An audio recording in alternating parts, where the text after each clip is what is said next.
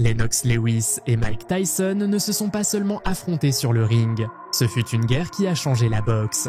Comment un combat aussi chaotique s'est-il terminé avec les deux rivaux face à face dans un geste inattendu? Voici l'histoire de la nuit où tout a dérapé.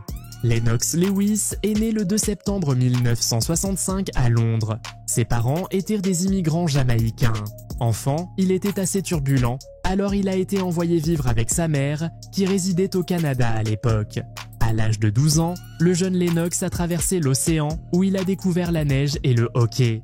Mais le plus important, c'est que, étant un enfant athlétique, il est tombé amoureux de la boxe. Avec le temps, son talent est devenu évident et il a fini par gagner le championnat mondial junior en République dominicaine.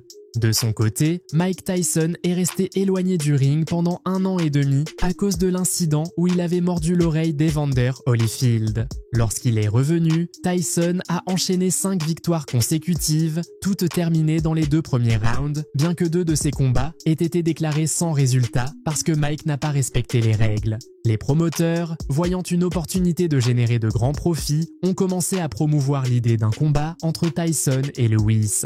Le monde de la boxe a commencé à parler de ce combat en 2001, mais Lennox devait d'abord défendre son titre contre Hasim Rahman. La droite de Rahman a failli détruire les rêves des promoteurs et des fans, mais heureusement, Lennox a gagné de façon spectaculaire dans le match revanche. La première conférence de presse pour le combat entre Tyson et Lewis a eu lieu le 22 janvier 2002 et le combat était prévu pour le 6 avril à Las Vegas. Pendant la conférence, Tyson a enlevé son chapeau et a commencé une bagarre avec Lennox et son équipe, ce qui a poussé quelqu'un dans la foule à crier « Donnez-lui une camisole de force ». Après cet incident, l'État du Nevada a refusé d'autoriser le combat et d'autres États importants de la boxe ont également refusé d'accueillir le match. Finalement, le combat a été organisé dans le Tennessee où les sponsors locaux ont dû payer 12 millions de dollars aux promoteurs pour accueillir l'événement.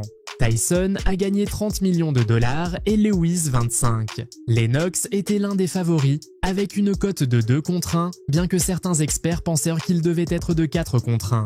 Néanmoins, la mystique autour du nom de Tyson faisait que les gens continuaient à parier sur lui, et ce fut la première fois que Tyson n'était pas le favori dans un combat. Depuis son jeune âge, l'entraîneur Cus D'Amato avait travaillé avec Tyson, le motivant à devenir champion poids lourd. Cus avait prédit qu'un jour, Tyson et Lennox se rencontreraient. En 1984, Tyson s'entraînait intensément et en 1987, il devint le champion absolu poids lourd, tandis que Lewis remportait la médaille d'or olympique en 1988 dans la même catégorie. Tyson s'était imposé comme dominant dans les poids de lourd dans les années 80, tandis que Lennox commençait à se faire remarquer dans les années 90, période où Tyson était hors du ring en raison de sa condamnation en prison et de sa disqualification pendant 1 an et demi. Lewis, étant champion linéaire, voyait en Tyson une menace pour reprendre le titre une fois de plus. En raison de la tension et de l'imprévisibilité de Tyson, l'équipe de Lennox a demandé une sécurité supplémentaire autour du ring et pour la première fois, une chaîne humaine de sécurité a été formée autour du ring.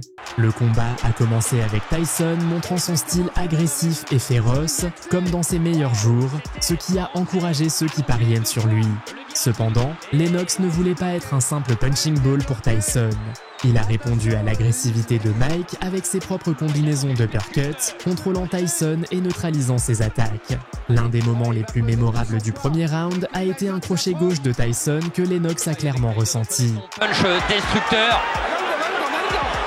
Voilà, encore une fois, l'histoire avec Holyfield, parce qu'en fait Tyson s'était lâché un moment. Les règles du combat s'arrêter de frapper lorsqu'il y aura un break demandé par l'arbitre, comme là. A installé Tyson sous un faux rythme. Et pour l'instant, c'est Tyson qui est plus actif. Ouais, il touche avec son direct Tyson. Il est obligé. Et il y a cette droite plongeante qui risque d'être la clé du combat. Eh non. Dans le deuxième round, Lennox a commencé à freiner Tyson avec son jab constant, un problème important pour Mike. Quand Tyson a réduit la distance, Lennox a lancé un autre uppercut et Tyson a répondu avec un autre crochet gauche au menton de Lennox, ce qui l'a rendu plus prudent face à la puissance de Tyson et l'a poussé à combattre avec plus de prudence. Oh! Il a pris l'uppercut là. Là, il a été touché Tyson. 1m80 pour Tyson. Il boxe là pratiquement Il faut que Tyson trouve la solution dans les 3 points. Pendant une grande partie de sa carrière, Tyson n'avait pas eu de problème malgré son style de vie peu sain et sa consommation de drogue. Mais à cette étape, les effets devenaient évidents. Au 5e round, Lennox se limitait à utiliser son jab et les entraîneurs de Lennox étaient inquiets parce qu'il n'utilisait pas tout son potentiel. Peu de gens savaient que Lewis avait une blessure à la main droite et avait peur d'en parler à son coin. Cependant, les cris de son entraîneur Emmanuel Stewart depuis le coin ont eu un effet et Lennox a cessé de s'inquiéter pour sa main. Pour Mike Tyson, Il n'avait pas été à l'aise non plus avant de toucher. Mais il faut qu'il puisse toucher, il faut qu'il puisse se rapprocher. Ce sont des années un peu gaspillées. Ah oui. Ça sera comme avec. Quand vous dites ça, Jean-Claude, écoutez bien. Oui. Depuis 1995, il n'a fait qu'un round, c'est très très peu. C'est sur place. C'est pas resté sur place. Tyson cible trop facile. Oh là, il est touché, fatigué, éprouvé dans cette 7e supériorité de Lennox Lewis. Éviter les directs de distance.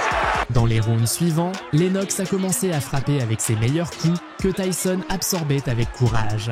Au 8e round, Lennox, visiblement plus fatigué, a tiré les derniers efforts de Tyson, qui ne lançait plus que des coups lents. À un moment décisif, Lennox a frappé Tyson avec un coup net au menton.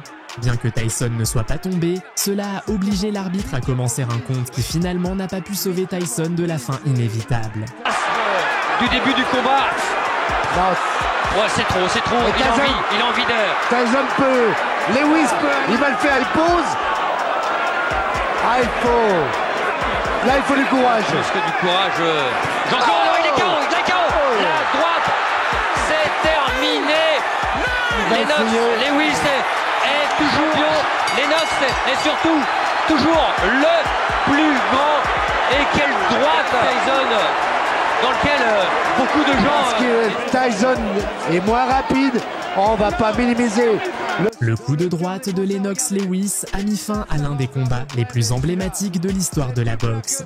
Beaucoup n'étaient pas heureux de voir Tyson perdre, ils voulaient voir le vieux Mike, le combattant explosif qui réalisait des miracles.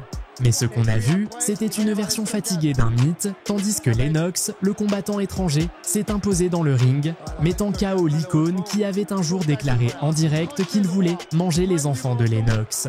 À la fin, le combat a apaisé toute la tension entre les deux.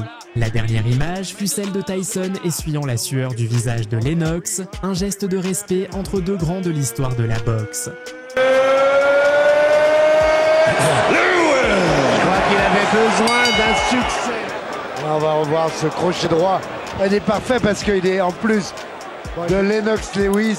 Et ça, c'est une image qu'on avait même pas vue. Oui, c'est moi, je suis le king, le grand, voilà, lui.